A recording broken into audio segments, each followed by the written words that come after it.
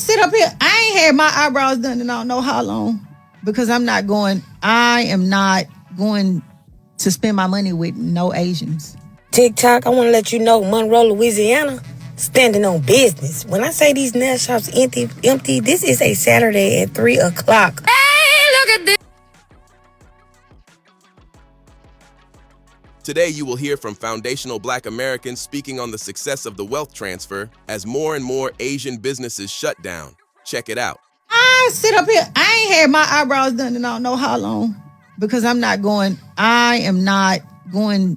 to spend my money with no Asians. I won't even go to the corner store because I meant that shit. Y'all sit up here and y'all think that our little Black boys' lives are not worth anything. Guess what?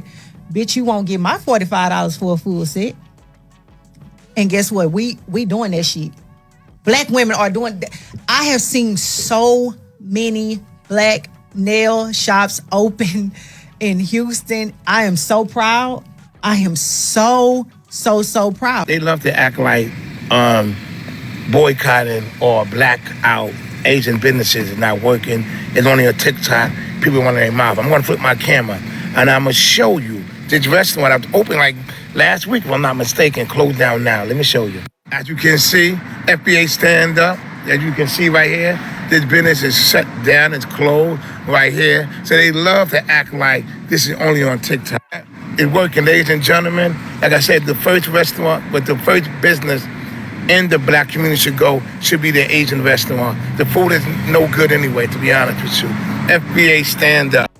So a ticking time bomb that I feel like not a lot of people know about is the fact that most of your favorite local Chinese restaurants that are being owned by like Chinese immigrants are probably not going to be around within the next 10 to 15 years. And this is because, for context, my parents own a Chinese restaurant and basically all of our friends and family in our like community also own their own Chinese restaurants. So, you know, what I know is happening is that a lot of these people who came to America, you know, a couple decades ago, opened up their Chinese restaurants. They're getting to the age now where they are trying to figure out how to retire and how to essentially like what to do with the business. And so one of the options obviously is to sell it. Is that what it is? Or did y'all figure out that y'all people wrote a check that your ass couldn't cash?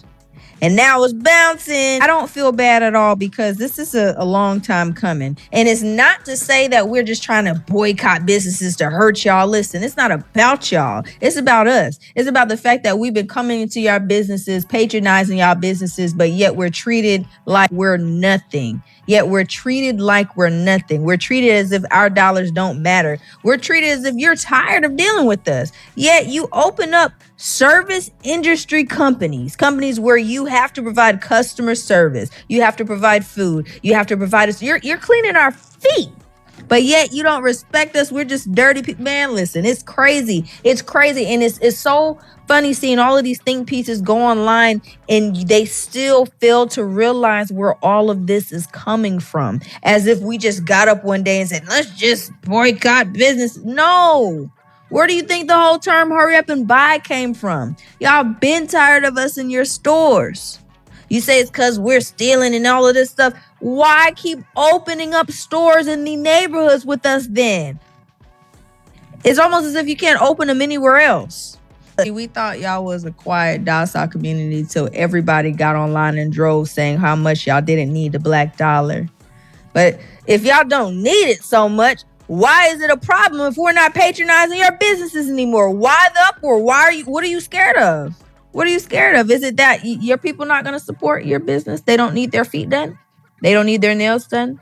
They don't want to eat Chinese food? Oh, y'all don't eat the Chinese food that you serve to us. Oh. Yeah, what are we even talking about here? See, and it's funny because I did a video on the stock market and how it's crashing in Korea, but everybody got in the comments saying it has nothing to do with what's going on in America. Listen, common sense ain't so common anymore.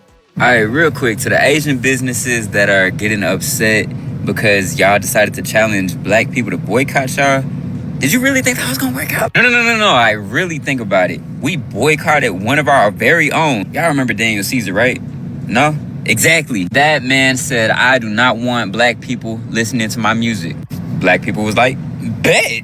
One thing you do not want to challenge a black person to do is be petty, because we are some of the pettiest people, if not the pettiest people on the face of the earth. And what's even crazy, y'all set up Chinatown and all that other stuff near black neighborhoods because nobody else wanted to have y'all around. You know who accepted y'all with open arms? Black folks. You know the main ones going to your liquor stores, corner stores, restaurants, laundromats, hair stores, etc. Black people. But you don't want our business there? It's all good. We'll take our black business somewhere else. It's all good. Y'all got to unify and make Chinatown here and there. But now that black people have a little bit more power, a little bit more rights, how about we start Black Wall Street back up? Let's start Black Wall Street back up. My fellow Black Americans, I just want to say I am so proud of us because we are transferring our wealth back into our communities. We are recirculating our dollars back into our businesses. And again, it does my heart so much good. I am filled with so much joy because as a community, we endure much in this country, but we are coming to realize who we are and how powerful we are. I want you all to remember that when everyone else was calling it the Great Depression, we experienced the Harlem Renaissance. That's who we are and have always been. We just temporarily forgot, but we are remembering. I also want you all to consider that many think that this is just temporary. Oh, well, they'll settle down. Just let them calm down and they'll be back to normal. See, they don't see us as human. And in doing so, they continue to underestimate us. They thought the same thing after the election in 2024. Oh, give it time. They'll be back out in the street with their fist up, thinking that we would once again save this nation from itself by putting our lives and our bodies on the line, fighting for communities that do not like us, hate us, and disrespect us. And they've seen the error of their ways. It's time to show them again. This isn't temporary. That's why I'm glad that we are calling it what it is. It is a wealth transfer, a refocusing of our wealth back into where it belongs, our community. Because a boycott and a blackout implies impermanence, that things will go back to normal. That's what they expect. And I want you all to consider this. If ever or whenever you attempted to go to that beauty supply store that's just right around the corner, or that restaurant that's just right around the corner, or that gas station or convenience store or bodega, I want you all to remember how they speak to us.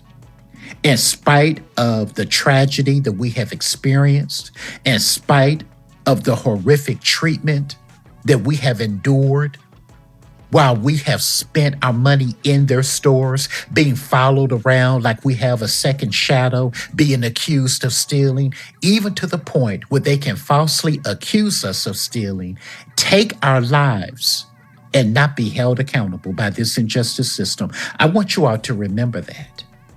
I want you to remember how they are yelling and screaming at us.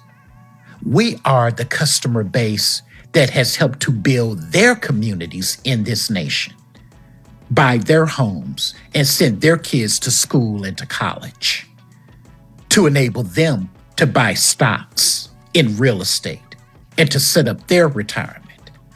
They just see us as a resource to extract wealth from us and nothing more. They do not respect our humanity or our dignity at all. They hate us.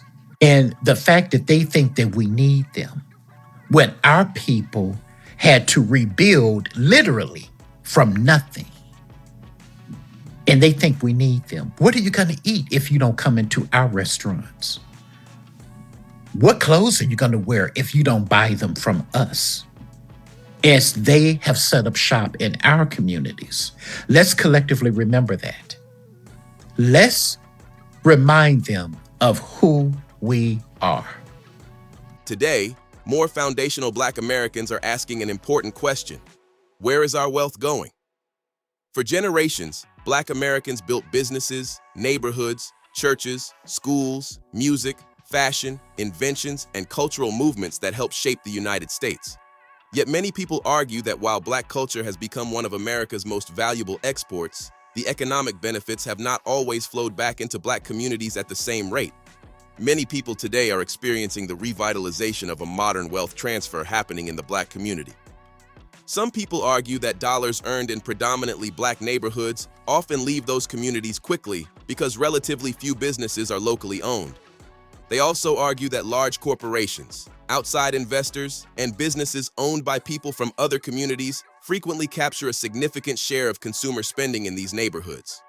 Whether someone agrees with every part of those arguments or not, one point is difficult to ignore. Where our money is spent matters. Economists have long noted that when money circulates repeatedly within a community, through locally owned businesses, local hiring, and local investment, it can create jobs, increase property ownership, and build generational wealth. When most spending immediately leaves a community, the long-term economic impact is reduced.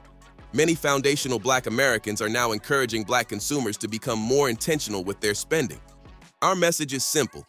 Before making a purchase, ask who owns the business, who employs local residents, and whether the profits are likely to be reinvested in the surrounding community. This discussion also extends beyond retail shopping. Some advocates encourage greater support for Black-owned banks, credit unions, insurance companies, farms, technology companies, construction firms, logistics businesses, media companies, and manufacturers. The idea is that building wealth requires more than consumption. It requires ownership. Another important part of this conversation involves intellectual property. For decades, Black American music, language, fashion, hairstyles, athletic influence, and entertainment have shaped global popular culture. Many artists, creators, and commentators argue that while these cultural contributions have generated billions of dollars worldwide, the original creators have not always received proportional economic benefits or ownership opportunities. Supporters of increased investment in Black-owned businesses argue that ownership of brands, copyrights, patents, real estate, and companies is essential for building long-term financial strength. Some people also connect today's wealth transfer to historical events. They point to slavery, Black codes, Jim Crow laws, exclusion from many federal housing opportunities, discriminatory lending practices, urban renewal projects that displaced Black neighborhoods, and documented cases in which prosperous Black business districts were destroyed or declined. They argue that these historical barriers limited opportunities for wealth accumulation across multiple generations. Others emphasize that current economic outcomes are influenced by a wide range of factors, including education, access to capital, local economic conditions, entrepreneurship, and public policy. Because of these different perspectives, the discussion remains an active subject of debate among scholars, policymakers, and community leaders. Regardless of political viewpoints, many people agree on several practical strategies that can strengthen economic resilience, support local businesses whenever possible, invest in financial education, increase home ownership where practical, build emergency savings, start businesses that solve real problems, teach children entrepreneurship and investing, network with other business owners, buy productive assets instead of only consumer goods, circulate dollars within the community when feasible. Across the country, social media campaigns have encouraged consumers to think carefully about where they spend their money. Whether these campaigns become lasting economic movements will depend on consistent consumer behavior, successful business development, and the ability of communities to build sustainable enterprises that offer quality products and services. Ultimately, the discussion is about more than spending. It is about ownership. It is about creating jobs. It is about investing in future generations. It is about preserving communities. And it is about asking a simple but powerful question. How can economic choices today help create greater opportunity for tomorrow? Tell me what you think about this topic. Hope you find the information in this video informative.